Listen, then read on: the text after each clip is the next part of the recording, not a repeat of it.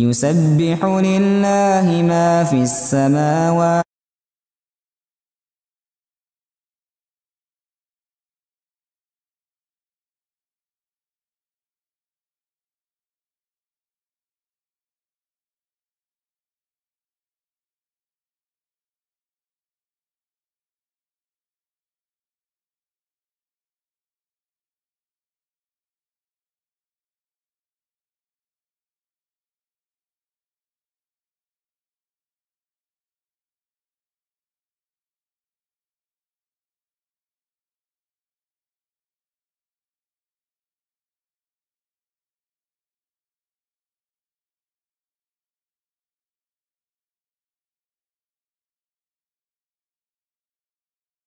Bismillahirrahmanirrahim. Assalamualaikum warahmatullahi wabarakatuh.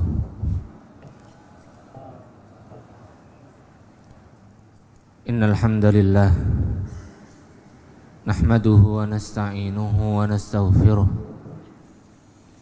wa na'udzu billahi min shururi anfusina wa min sayyiati a'malina.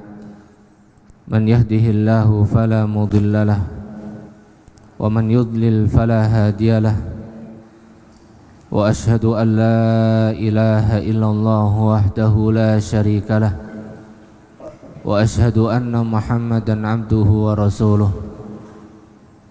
Ya ayyuhalladzina amanu taqullaha haqqa tuqatih wa la tamutunna illa wa antum muslimun.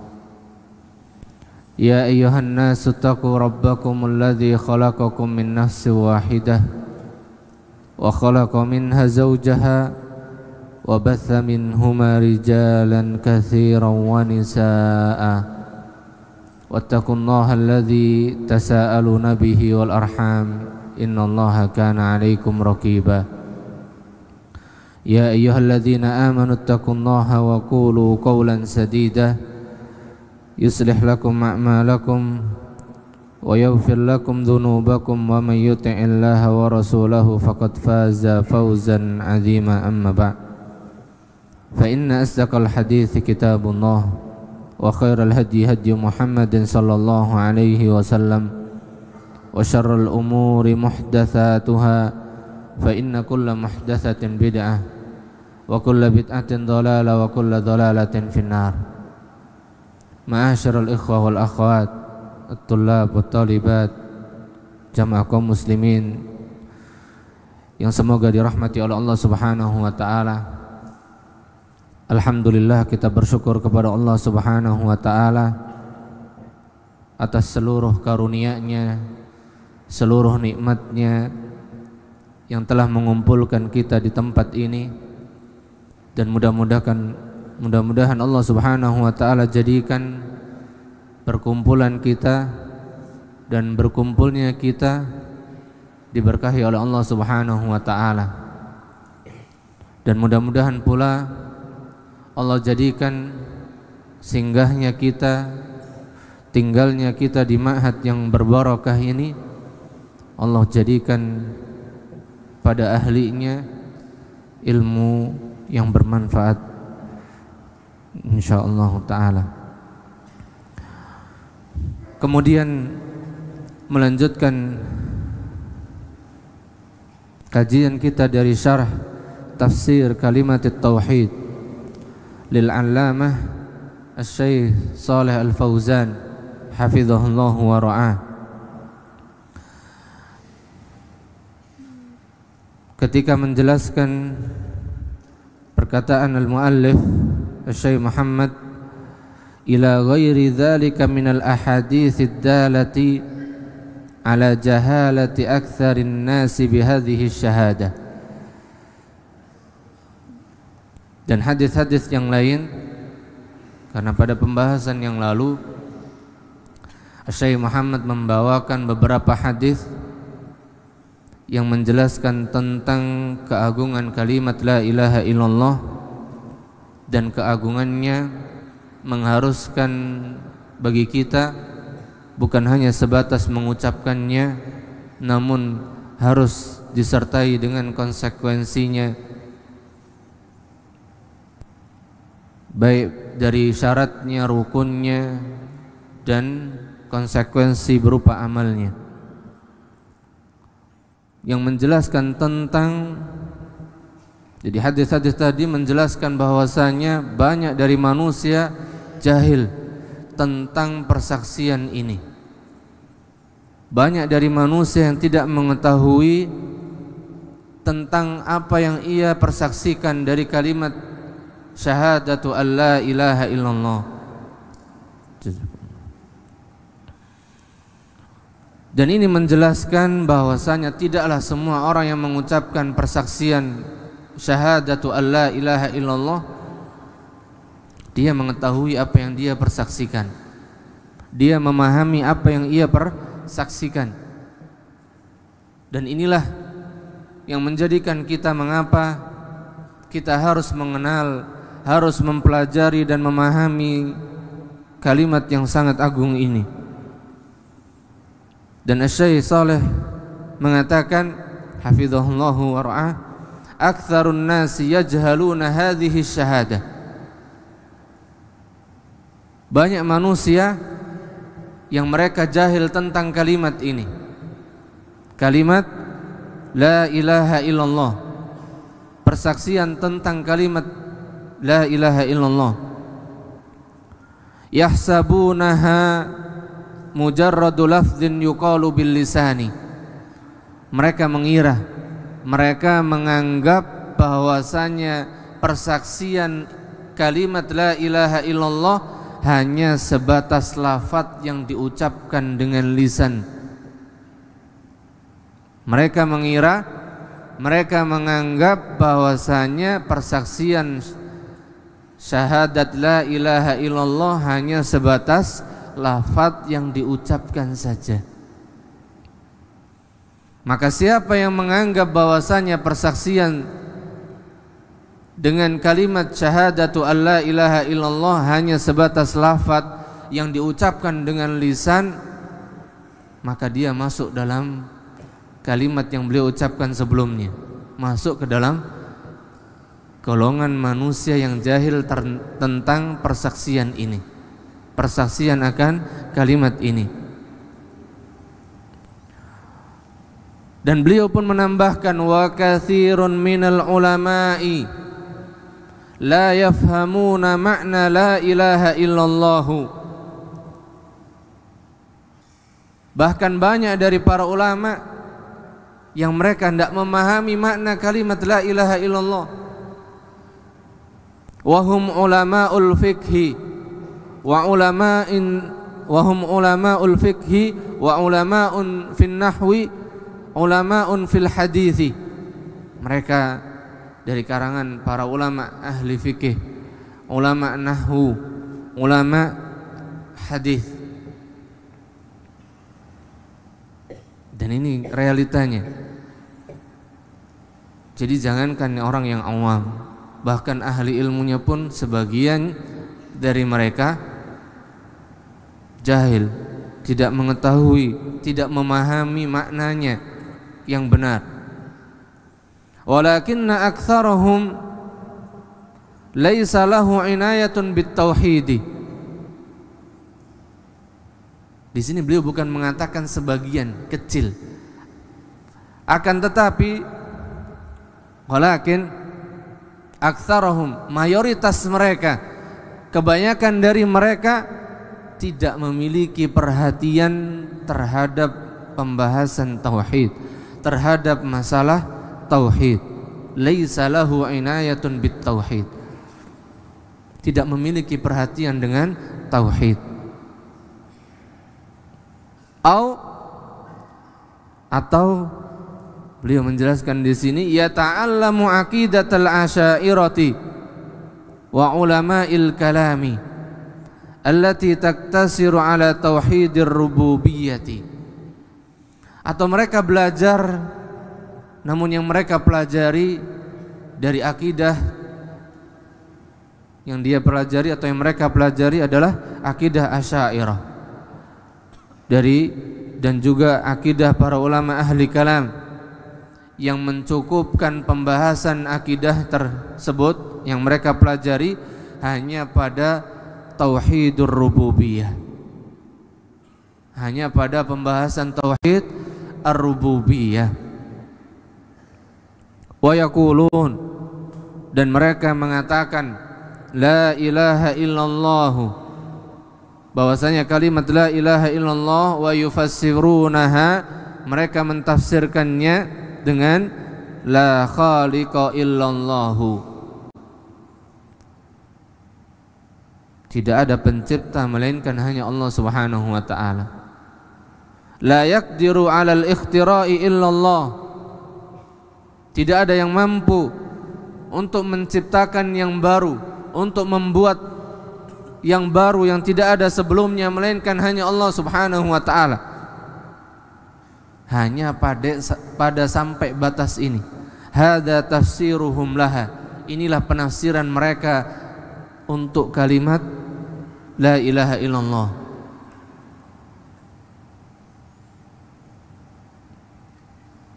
Jadi yang memahami kalimat la ilaha illallah dan mentafsirkannya, memahami maknanya bahwa kalimat la ilaha illallah itu maknanya la khaliqa illallah, la yaqdiru 'alal ikhtira'i illallah, tidak ada yang mampu menciptakan melainkan hanya Allah, tidak ada yang mampu untuk membuat yang baru yang sebelumnya tidak ada melainkan hanya Allah.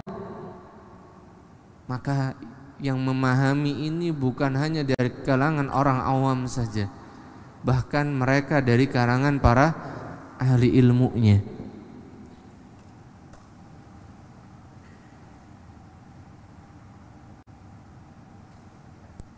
Ini dari kalangan ahli ilmunya. Lalu bagaimana dengan orang awamnya? Lebih banyak lagi, terlebih lagi pada hari ini kaum muslimin, banyak dari kaum muslimin yang mereka tidak memahami hakikat tentang kalimat yang mereka telah persaksikan, yaitu dari kalimat la ilaha illallah. Fahum, kata Syekh Shalih Al-Fauzan, fahum la yata'addawna tauhid ar-rububiyah. Jadi mereka ini yang mereka pahami tidak melampaui dari pembahasan tauhid rububiyah. Berarti pemahaman mereka tentang kalimat la ilaha illallah hanya sampai pada tauhid rububiyah saja, tidak lebih dari itu. Wa yufassiruna la ilaha illallah, dan mereka mentafsirkan la ilaha illallah bima la yazidu an tauhidir rububiyah, tidak lebih dari definisi penjelasan pemahaman tentang tauhid rububiyah saja.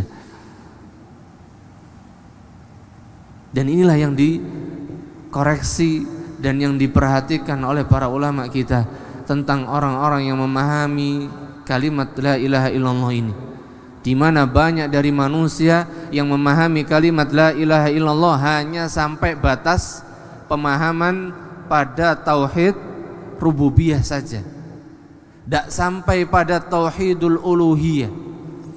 Sedangkan tauhidur rububiyah, siapa yang beriman dengan tauhid rububiyah, maka tauhidur rububiyah itu apanya tauhid uluhiyah? Apa hubungannya dengan tauhid uluhiyah? Min lawazim. Tauhid rububiyah ini mengharuskan bagi yang beriman dengan tauhid rububiyah untuk mengimani tauhid uluhiyah. Dan pada tauhid uluhiyah mengharuskan baginya untuk memahami apa? Tauhid rububiyah. Dia harus mewujudkan pada dirinya tauhid rububiyah. Jadi di antara kedua tauhid ini saling berkaitan erat, tidak bisa terpisahkan dan tidak bisa dijauhkan. Wala yata'arraduna li tauhidil uluhiyah alladhi huwa matlabu la ilaha illallah. Jadi penafsiran mereka, pemahaman mereka terhadap la ilaha illallah, terhadap kalimat la ilaha illallah tidak sampai melebihi dari pemahaman mereka terhadap tauhid rububiyah, dan mereka tidak sampai masuk dalam pembahasan tauhid uluhiyah yang itu menjadi keharusan dari kalimat la ilaha illallah. Sebagaimana yang kita telah tegaskan tadi, bahwasanya siapa yang memahami dan mengimani tauhid rububiyah, bahwasanya Allah Subhanahu wa taala yang menciptakan, Allah Subhanahu wa taala saja yang menguasai, merajai, Allah Subhanahu wa taala saja yang mengatur, memerintah dan memberikan rizki, maka mengharuskan baginya ketika dia mengimani tauhid rububiyah untuk beriman dengan tauhid uluhiyah.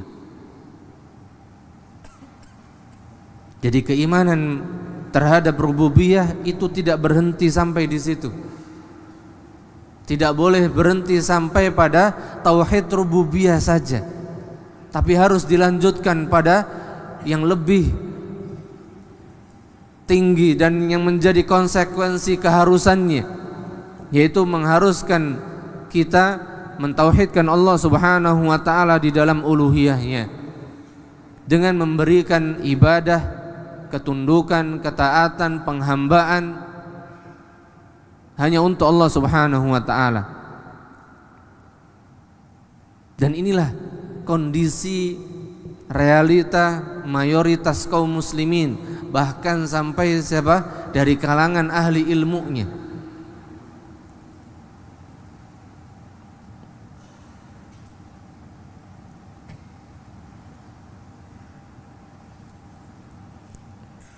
Iqra'u aqaidal mutakallimin. Syekh Saleh melanjutkan dengan mengucapkan, baca, silahkan baca akidah-akidahnya orang-orang mutakallimin, orang-orang ahlul kalam, orang-orang falasifah. Tajiduna annahum yurakkizuna ala itsbati wujudillahi.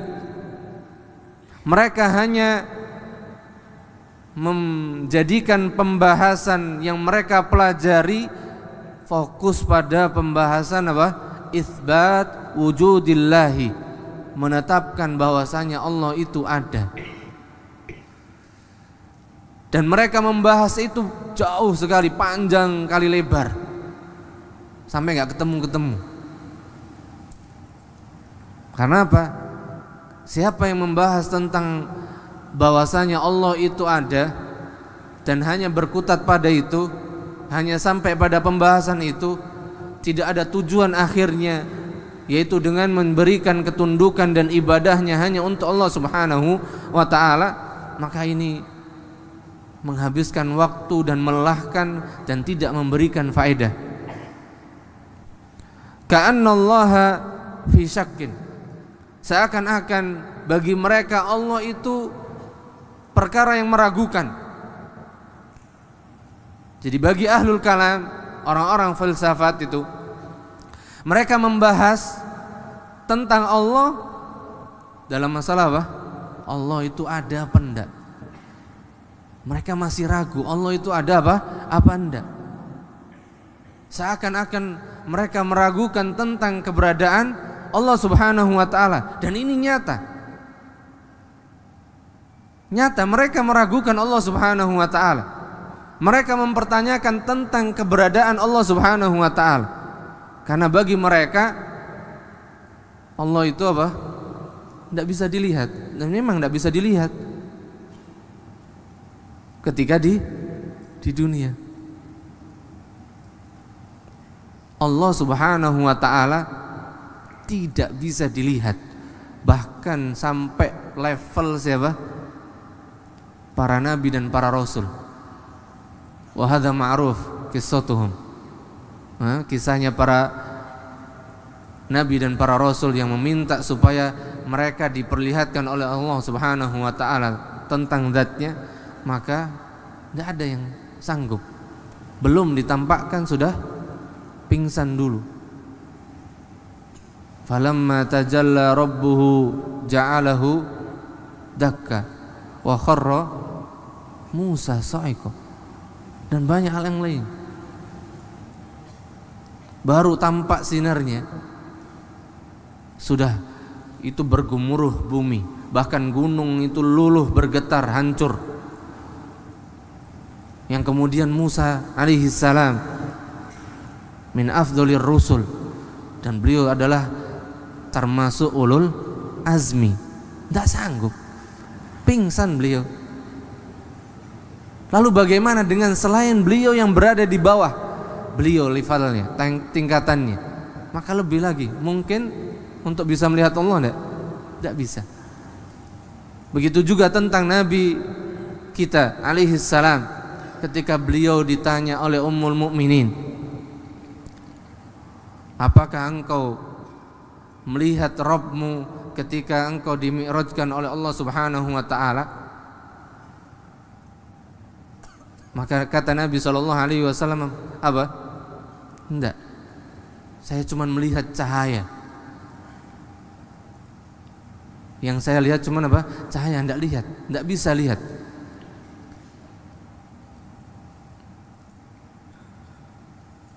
Kalau kita mengimani hadis-hadis tersebut, bahkan Al-Quran telah tegaskan tadi, maka cukup bagi kita itu menjadikan keimanan bahwasanya Allah itu ada dan tidak mungkin bisa kita melihat Allah Subhanahu wa ta'ala. Bisa lihat? Masih ragu? Tidak bisa. Selagi kita masih di alam dunia, maka mustahil jawabannya untuk bisa melihat Allah Subhanahu wa ta'ala. Dan ahlul kalam, orang-orang filsafat ini, mereka sibuk dengannya. Mereka sibuk untuk membahas Allah itu ada, dengan dikumpulkan dalil-dalilnya, tapi hanya sampai di situ. Ini yang jadi muskilahnya. Wal i'tirafu bi annahu huwal khaliqur razik al-muhyi al-mumit, dan pengakuan bahwasanya Allah Subhanahu wa ta'ala sang pencipta, sang maha pemberi rizki, yang maha menghidupkan dan mematikan. Mereka pembahasannya hanya seputar itu saja, ila akhiri, dan yang lainnya. Wala yadhkurunal ibadata wala yadhkurunal uluhiyata abadan. Dan mereka tidak pernah singgung sedikit pun tentang masalah ibadah. Ketika mereka membahas tentang Allah itu ada, dalil-dalil tentang Allah itu ada atau enggak, dan Allah itu maha pencipta dan seterusnya, mereka tidak pernah membahas tentang masalah ibadah yang mereka harus berikan untuk Allah Subhanahu wa ta'ala, yang dengannya dia mengesahkan Allah Subhanahu wa ta'ala. Mereka tidak pernah sebut tentang masalah uluhiyah selamanya, tidak pernah bahas, tidak pernah singgung sedikit pun. Padahal ini yang dituntut dan yang diharuskan oleh seorang hamba ketika dia mentauhidkan Allah Subhanahu wa ta'ala.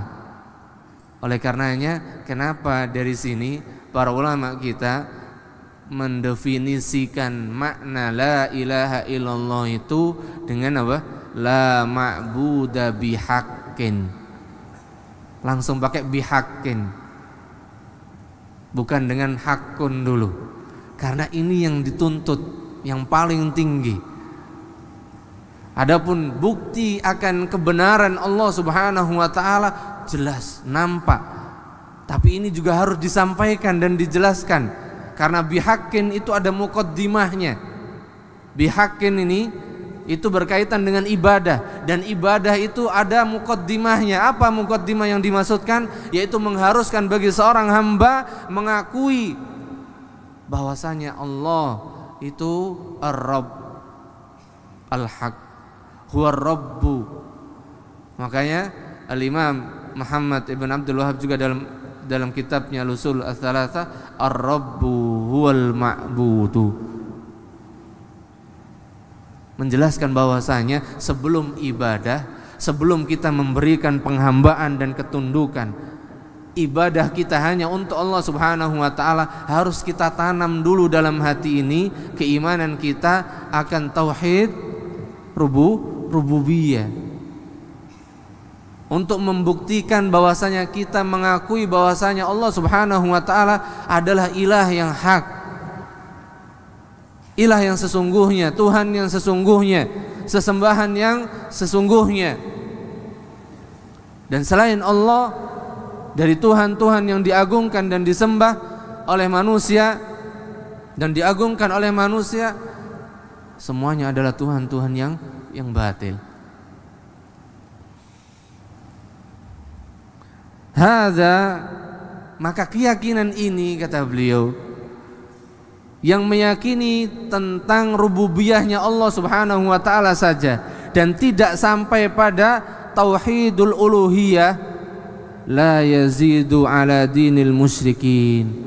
Maka kalau demikian, keyakinan ini tidak lebih dari agama yang diyakini oleh orang-orang musyrikin dahulu. Alladzina qala Allahu fihim, sebagaimana yang Allah Subhanahu wa taala telah katakan tentang mereka dalam surat Yunus ayat yang ke-31.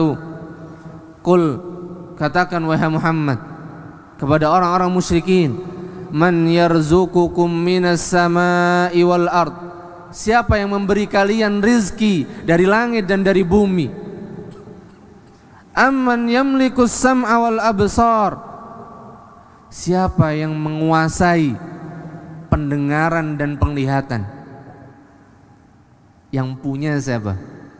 Kamu, kita. Tapi yang menguasai pendengaranmu dan penglihatanmu siapa? Siapa yang menguasai? Pernah ikut campur ngurusi mata? Pernah ikut campur ngurusi telinga? Maka jawabannya jelas, mereka pun mengakui itu. Dan ini memang harus ditumbuhkan, dihadirkan dalam hati kita. Karena seringkali kita merasa mata ini milik kita, telinga ini milik kita. Namun ketika ditanya, apa bukti itu milikmu? Apa buktinya? Pernah ikut campur ngurusi? Pernah enggak kita? Saya tanya sama antum yang hadir di sini, pernah ikut campur ngurusi mata dan telinga ini? Masya Allah, enggak pernah kita. Kira-kira mata ini butuh berapa suplemen atau energi atau vitamin supaya bisa tetap melihat, supaya bisa telinga tetap mendengar dengan baik? Berapa dia butuh? Pernah tahu? Kalau nggak belajar nggak tahu. Itu bukti kalau kita bukan yang punya, cuman ikut apa? Ikut nebeng punya. Ada yang punya, Masya Allah. Ada yang menguasai, ada yang ngatur, ya akhi. Siapa? Allah Jalla Jalaluh.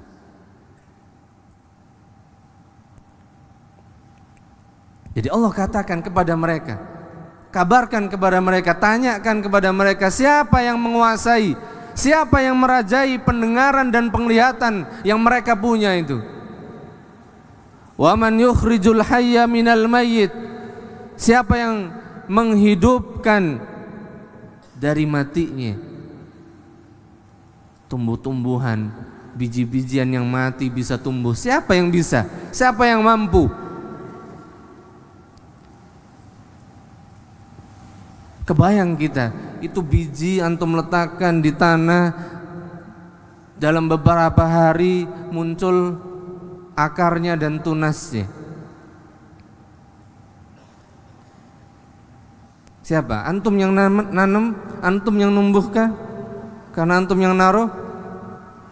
Enggak. Wa yukhrijul mayyita minal hayy, dan menjadikan kematian dari yang hidup.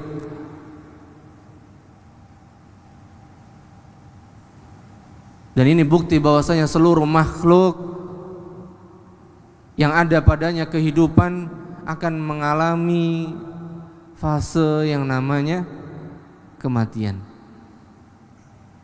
Kullu nafsin dha'iqatul maut. Wa man yudabbirul amra, dan siapa yang mengatur urusan.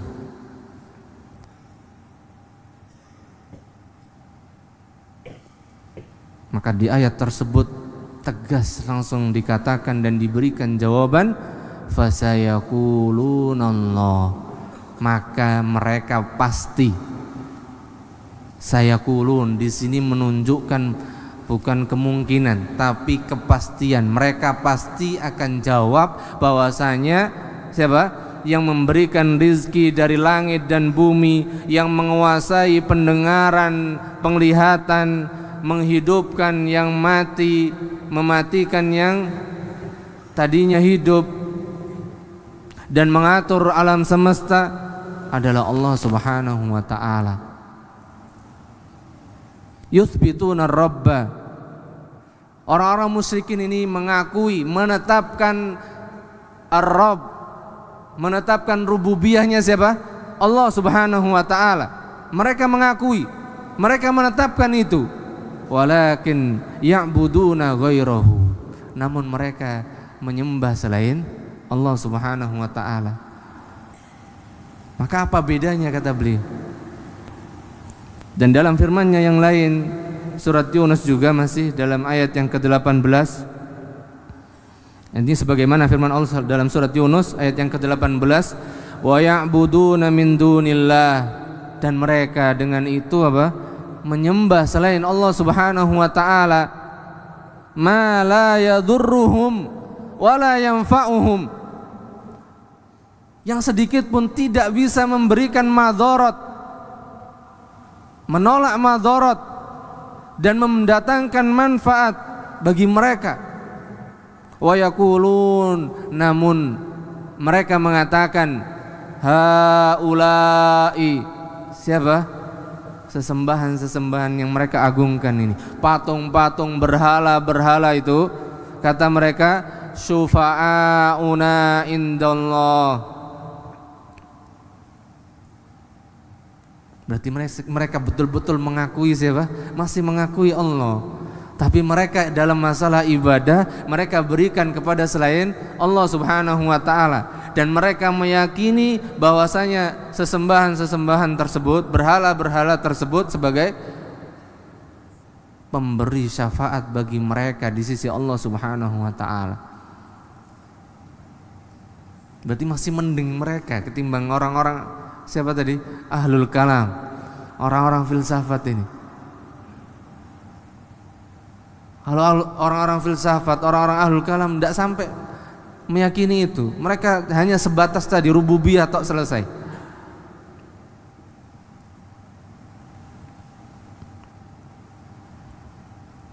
Ma yaquluna innahum yakhluquna wa yarzuqun walakin yaquluna, jadi mereka tidak mengatakan bahwasanya merekalah dari berhala-berhala tadi yang bisa menciptakan dan bisa memberikan rezeki. Tidak. Orang-orang musyrikin tidak mengakui itu, tidak meyakini itu. Walakin yaqulun, akan tapi mereka mengatakan dan meyakini, innahum syufa'a'u wa wusata'u lana indallah. Mereka lah yang menjadi perantara, mereka lah yang menjadi pemberi syafaat bagi kami, kata mereka, di sisi Allah Subhanahu wa ta'ala. Ini akidahnya siapa? Orang-orang musyrikin.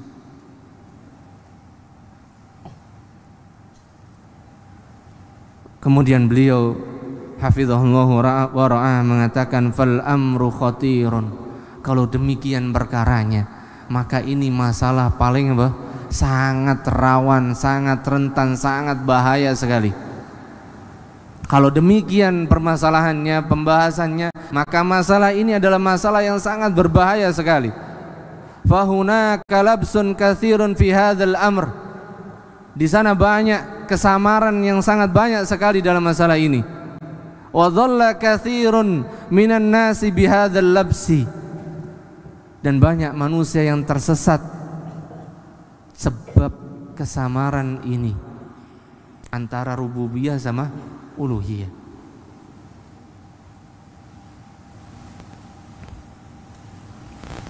alladzi yukhlisut tauhida wa yubayyin ma'na la ilaha illallah yaqulun, dan orang-orang yang mengikhlaskan, memurnikan tauhid mereka dan menjelaskan makna la ilaha illallah dengan makna yang benar, mereka mengatakan hadza yukaffirul muslimin, inilah perkara yang menjadikan sebab kufurnya kaum muslimin, inilah yang menjadi sebab kekafirannya orang-orang muslim, terjatuhnya kaum muslimin dalam kekufuran, karena mereka hanya sebatas sampai pada meyakini, memahami kalimat la ilaha illallah hanya pada tingkat iman kepada rububiyahnya saja, tidak sampai kepada uluhiyah. Maka siapa yang tidak memberikan uluhiyahnya kepada Allah Subhanahu wa taala, maka dia akan berikan untuk selain Allah Subhanahu wa taala, itu sudah kepastian. Sehingga ini yang menjadi sebab kekufuran dan kesyirikan. Nahnu nabra'u ilallah minalladzi yukaffirul muslimin. Maka kita berlepas diri kepada Allah Subhanahu wa taala, bergantung, bersimpuh hanya kepada Allah Subhanahu wa taala. Kita berlepas diri kepada Allah Subhanahu wa taala dari orang-orang yang atau dari perkara-perkara yang menjadi sebab kekufuran kaum muslimin, dari orang-orang yang menjadi sebab kafirnya kaum muslimin, yaitu mereka yang menyeru hanya kepada pengakuan rububiyahnya Allah Subhanahu wa taala, sibuk bahas tentang Allah ada atau tidak, Allah di mana dan seterusnya, namun tidak mengesahkan Allah Subhanahu wa taala di dalam ibadahnya. Nahnu ma nukaffiru illa man kaffarahu Allahu wa rasuluhu. Kemudian beliau tegaskan, di sini bukan maksud kami mengkafirkan kaum muslimin. Nahnu ma nukaffir, kami tidaklah orang-orang yang masuk ke dalam jajaran orang-orang yang mudah mengkafirkan kaum muslimin, karena kami tidaklah mengkafirkan melainkan apa yang sudah Allah Subhanahu wa taala dan Rasulnya kafirkan. Dan ini bantahan untuk mereka yang mengatakan bahwasanya salafi, manhaj salaf itu orang yang gampang dan mudah mengkafirkan. Tidak. Bahkan ahlus sunnah, as-salaf, manhaj salaf, mereka orang yang paling rinci, paling hati-hati, paling detail dalam masalah mengkafirkan. Falladzi la yuhaqqiqu la ilaha illallah qad kaffarahu Allah wa rasuluhu. Sedangkan orang-orang yang tidak mewujudkan la ilaha illallah dalam dirinya, maka mereka termasuk ke dalam orang-orang yang dikufurkan oleh Allah Subhanahu wa taala dan Rasulnya. Ayat tadi yang mengatakan siapa? Allah. Allah sedang bahas siapa? Orang-orang kafir Quraisy, orang-orang musyrikin. Allah katakan mereka kafir atau katakan mereka muslim? Ya. Maka di sini kita bukan maksud mengkafirkan kaum muslimin, tapi kita sedang membahas bahwasanya siapa yang tidak mewujudkan kalimat la ilaha illallah dalam dirinya dengan penjelasan dan pemahamannya yang benar dari rububiyah, uluhiyah, maka ini yang menjadi sebab seorang muslim terjatuh dalam kekufuran. Oleh karenanya beliau katakan ini masalah sangat bahaya sekali.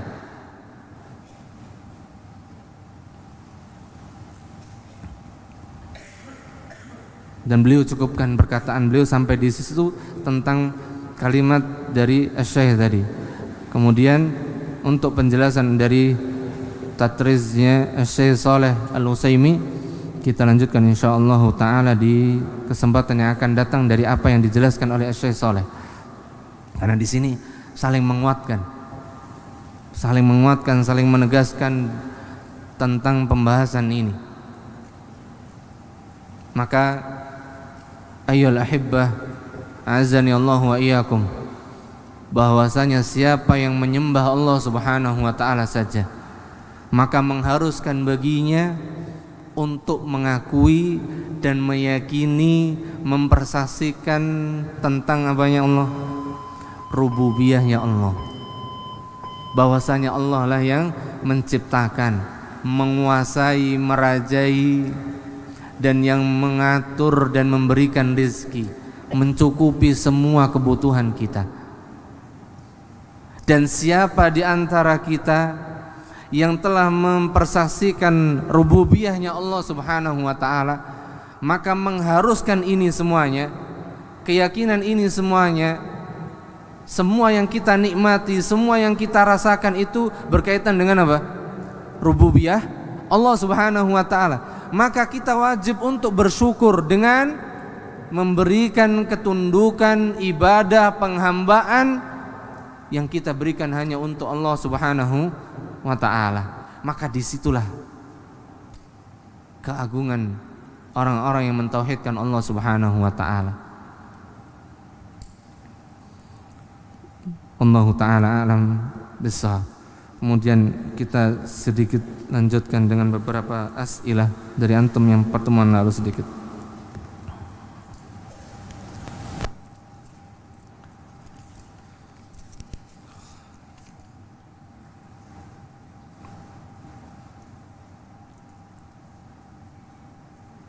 Assalamualaikum.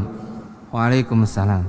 Ustadz, ketika kita bermain game di HP dan kita disuruh untuk memberikan makanan atau sesuatu ke suatu kuil tempat ibadah yang ada di game tersebut, Masya Allah, apakah ini sama hukumnya seperti memberikan sesuatu ke kuil di dunia nyata?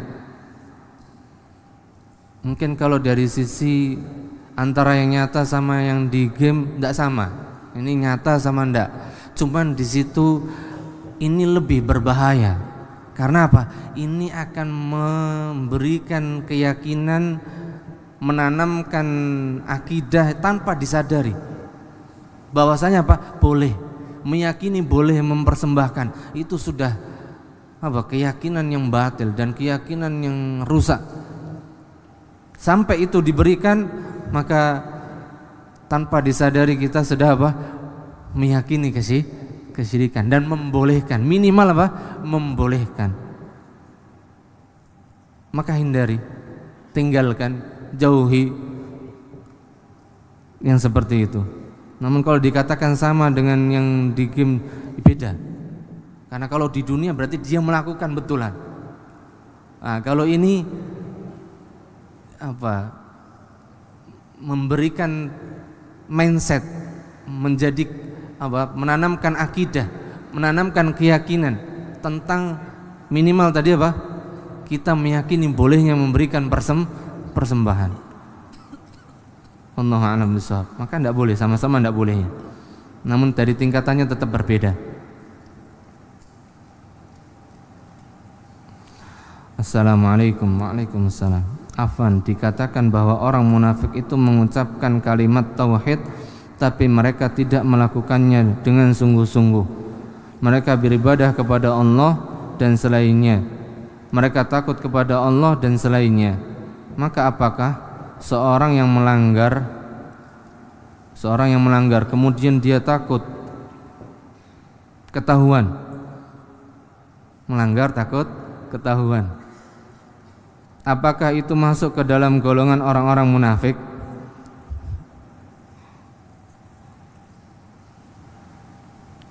Takut, antum bisa balik ke kitab Syarah Usul Ats-Tsalatsah, syarahnya Syekh Muhammad Ibn Shalih Al-Utsaimin. Beliau menjelaskan tentang tingkatan atau macam-macam takut.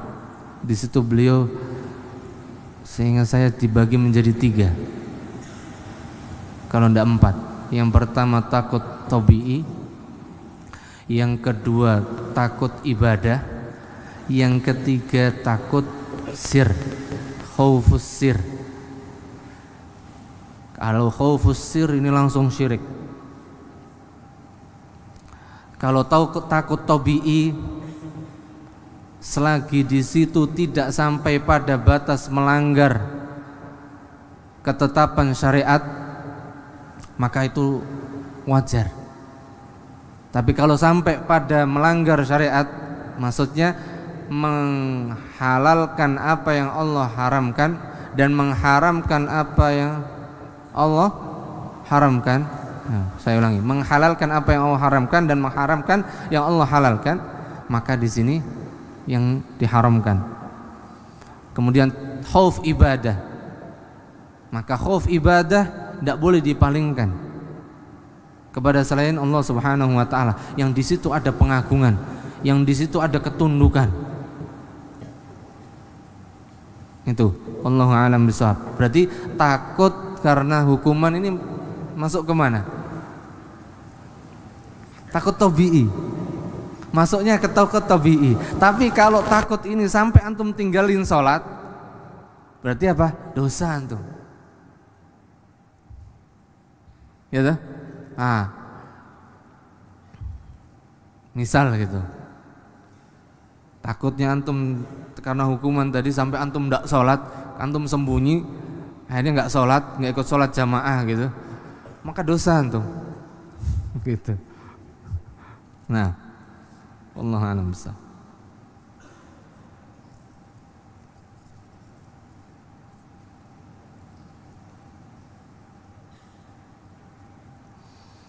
Assalamualaikum. Waalaikumsalam warahmatullahi wabarakatuh.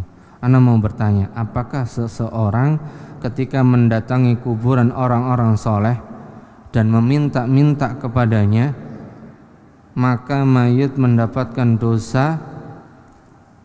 Apakah mayit mendapatkan dosa? Maka mayit mendapatkan dosakah Ustadz? Syukron. Ya, saya ngikutin bahasanya. Maka mayit mendapatkan dosakah Ustadz? Maka di sini kembali kepada si mayit. Apabila ketika si mayit saat masih hidup itu mendakwahkan hal itu, maka dia tetap dapat dosa. Paham? Jadi ketika dia saat masih hidup, dia termasuk di antara orang-orang yang mendakwahkan untuk mendatangi kubur-kubur dan membolehkan untuk berdoa kepada penghuni kubur. Maka ketika dia meninggal, kemudian dia diziarahi kuburnya dan orang-orang minta pada kuburnya, maka dia tetap dapat dosanya. Namun ketika orang-orang yang mereka di saat hidupnya mengingkari hal ini, menjelaskan tentang penyimpangan berdoa di kuburan, karena untuk pembahasan mendatangi kuburan, berdoa di kuburan, beribadah dan menjadikan ziarah kubur khusus, maka ini sebagaimana yang Nabi SAW peringatkan, itu perkara yang sangat besar yang beliau telah larang kita. Dan ziarah kubur yang disyariatkan itu seperti apa? Ziarah kubur itu kita datang, kemudian kita ucapkan salam dan doa, selesai. Habis selesai ngapain? Duduk termenung? Tidak usah, langsung pergi aja. Sama ketika kita misal yang dimudahkan mungkin untuk bisa ziarah ke Masjid Nabawi, maka mau tidak mau dia pun akan mendatangi kuburnya siapa? Nabi SAW. Maka boleh di situ ziarah. Maksudnya ziarah apa? Antum datang ke kubur beliau, mengucapin salam dan doakan beliau. Selesai. Tidak ada antum duduk di situ, sholat di situ, tidak ada. Beliau larang itu. Bahkan beliau jauh sudah ingatkan. Bahkan beliau wanti-wanti sebelum beliau meninggal. Beliau katakan apa? Laknatullah alal yahudi wan nasara. Laknat Allah kepada orang-orang Yahudi dan Nasrani. Kenapa Allah? Kenapa Nabi mendoakan laknat Allah kepada siapa? Orang-orang Yahudi dan Nasrani. Ittakhadhu qubur anbiya'ihim masajid. Karena mereka orang-orang Yahudi dan Nasrani telah menjadikan kubur-kubur nabi mereka sebagai masjid, sebagai tempat sujud, sebagai tempat ibadah.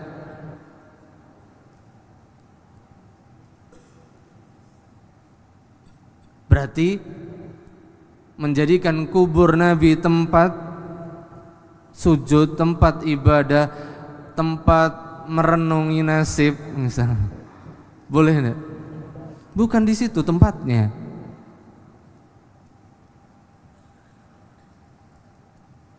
Kemudian Nabi SAW peringatkan di akhir untuk menegaskan. Apa kata beliau? Fala taj'alu qabri idan, maka jangan sekali-kali, jangan pernah sekali-kali jadikan kuburku sebagai tempat idan, ziarah yang sering dikunjungi, tempat merayakan, tempat ibadah. Apalagi beliau yang melarang langsung sendiri.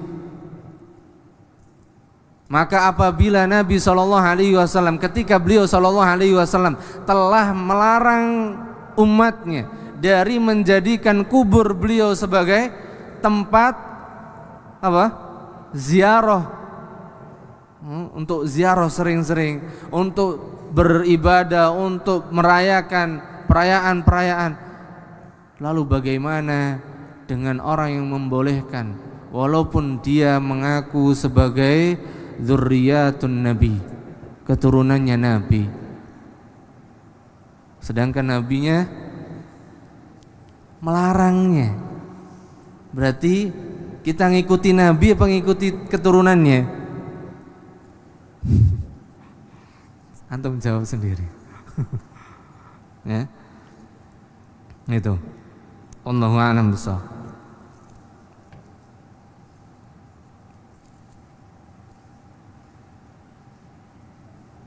Sudah? Habis? Halas. Nuwasil insyaallah. Nah, mudah-mudahan sedikit ini bisa menjawab yang sudah sampai dari pertanyaan antum. Dan kita memohon kepada Allah Subhanahu wa taala agar Allah berikan kepada kita hidayah. Dan sekali lagi, kita butuh dua hidayah. Yang pertama, seperti yang dijelaskan oleh Syekh Abdul Razak Ibn Abdul Muhsin Al-Badr hafizahullah wa ra'ah.